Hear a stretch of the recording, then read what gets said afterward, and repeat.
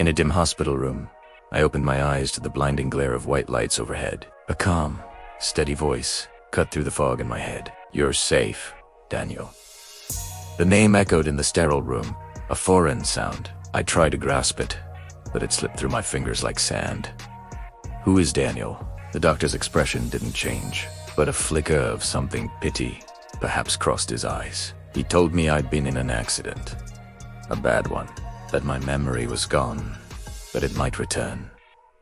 Days bled into weeks. The face in the mirror was a stranger's. The nurses would call me Daniel, and I'd flinch every time. They told me I had no visitors, no family on record. I was a ghost. One night, unable to sleep, I found a worn leather wallet in the drawer of my bedside table. Inside, there was no ID, no credit cards, just a faded photograph of a woman smiling and a small silver key. The next morning, I walked out of that hospital, the key clutched in my hand. It was the only clue I had to finding out who I am and who she was.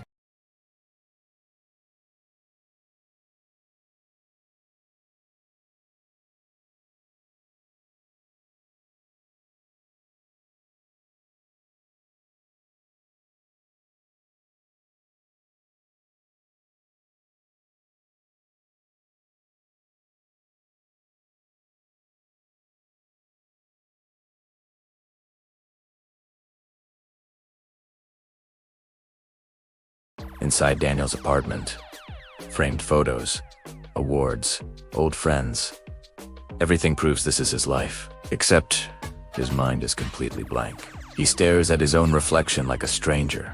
The city lights blurred into a watercolor painting outside my window as I scrolled mindlessly through my phone. It was late, the kind of quiet that feels heavy. Then, my phone buzzed, a stark, unfamiliar notification slicing through the silence. It was 11:11 p.m. On the screen, in bold, blocked letters, were 3 simple words. "Do not sleep." I laughed it off. Probably some weird app update or a prank. I swiped it away and put my phone on the nightstand, my head hitting the pillow moments later. That's when the first strange thing happened. A soft tapping started at my window. Tap, tap, tap.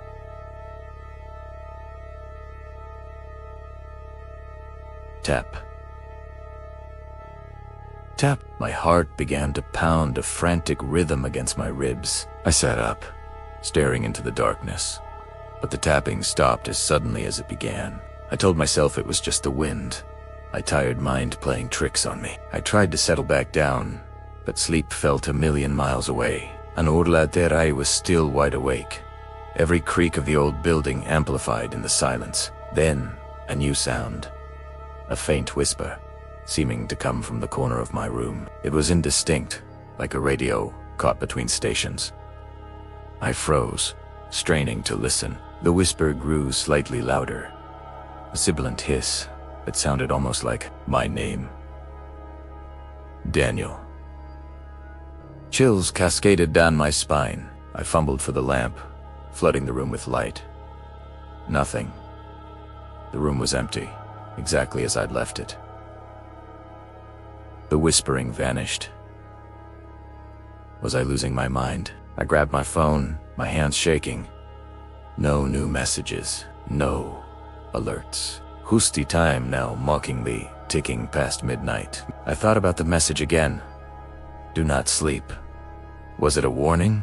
My reflection in the dark screen looked pale, haunted. I decided to stay awake, just in case. Primera de coffee, the bitter aroma, a small comfort in the unnerving quiet. I turned on the TV, keeping the volume low, needing the distraction of familiar voices. But the feeling of being watched never left. Every shadow seemed to stretch and writhe in my peripheral vision. I'd catch fleeting movements out of the corner of my eye, but when I'd turn, there was nothing. Around 3 a.m., my television flickered and died.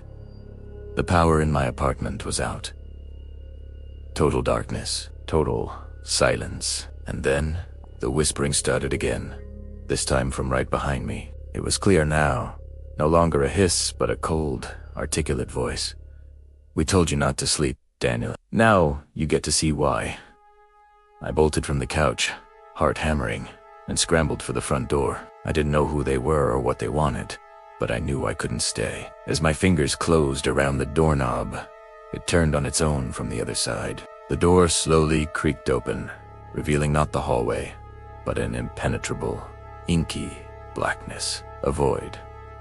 And from that void, a single, pale hand reached out for me. I finally understood the warning. It wasn't about what would happen if I slept. It was about what was waiting for me now that I was awake. And I had a terrible feeling that dawn was never going to come. Whispering, "Urgent, they change us while we sleep." I have proof. For the past week, I've been recording myself. At first, it was nothing. Just sleep. But then, subtle things started to appear. A twitch in my eye that wasn't there before. A scar on my hand I don't remember getting. Last night was different. I woke up and the camera was off, but the final frame it recorded, it wasn't me. The face was mine, but the eyes, they were empty, cold. Someone or something is replacing us, piece by piece, while the world is dreaming. I don't know who they are or what they want, but I'm going to find out. I have to. Before I'm not me anymore. The first piece I lost was my love for jazz. It just vanished one morning. I woke up, and the thought of putting on Coltrane made my skin crawl. It was just noise. I figured it was a phase. People's tastes change, right? I didn't think much of it. Then came the little things. The way I used to tap my fingers on the table when I was thinking. Gone. My habit of quoting obscure movies. Poof. My friends, they didn't seem to notice the gaps. In fact, they seemed to like the new me. "Hey, Daniel, you seem so much calmer these days." That was Sarah, over coffee last Tuesday. I just smiled. What was I supposed to say? That the reason I was calm was because the nervous energy that fueled my creativity had evaporated. "Yeah, man, you're not as intense," Mark added, clapping me on the shoulder. "It's good. You're more normal." Normal, the word echoed in my head. I used to hate being normal. I prided myself on my quirks, my weird passions, my meanness. Now, I just nodded. It was easier than explaining that I felt like a house being emptied room by room. Last night, we were at a pub quiz. A question came up about surrealist painters. A year ago, I would have been buzzing, rattling off names and dates. Last night, I just stared at the blank answer sheet. Nothing. My mind was a smooth, empty surface. My friends just laughed it off. "Guess you're having an off night, buddy." But it wasn't an off night. It was a blank life. I started keeping a journal, trying to hold on to the pieces of myself. I wrote down my favorite foods, my childhood memories, my opinions on everything from politics to pineapple on pizza. I'd read it every morning, like I was studying for a test on how to be Daniel. But every day, something on the list felt foreign. Did I really like spicy food? I couldn't remember the taste. Did I actually travel to Spain? The photos felt like they belonged to a stranger. It's like I'm being sanded down, smoothed into a generic shape that fits in better. My friends say I'm easier to be around.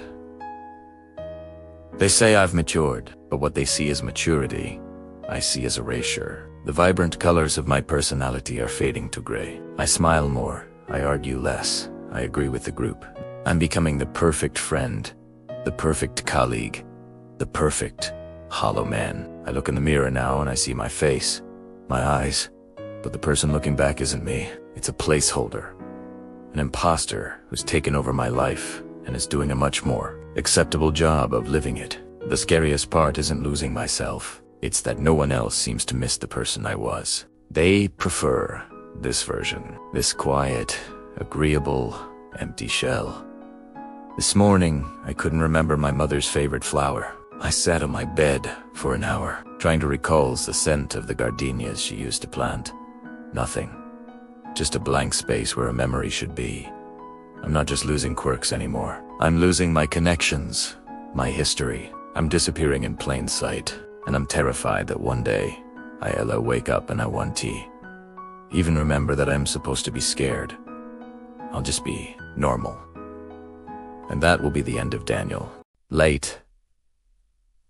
At night, the city's neon lights outside the window seem particularly lonely. In the dimly lit room, Daniel's eyes are fixed on the screen, where the last hidden video is playing. In the video, it's him, but a version of him that seems so unfamiliar. His face on the screen is streaked with tears, his voice trembling but firm. "I volunteered for this," he says, his gaze piercing through the screen, as if looking at the current Daniel. The old me was a threat, a danger to everyone I loved.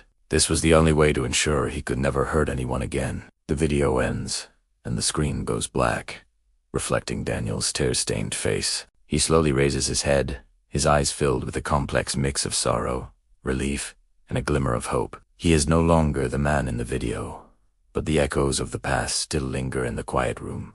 Alarm rings again, 11:11 p.m. Daniel looks at the phone, then switches it off. Camera lingers on his empty stare as darkness takes over.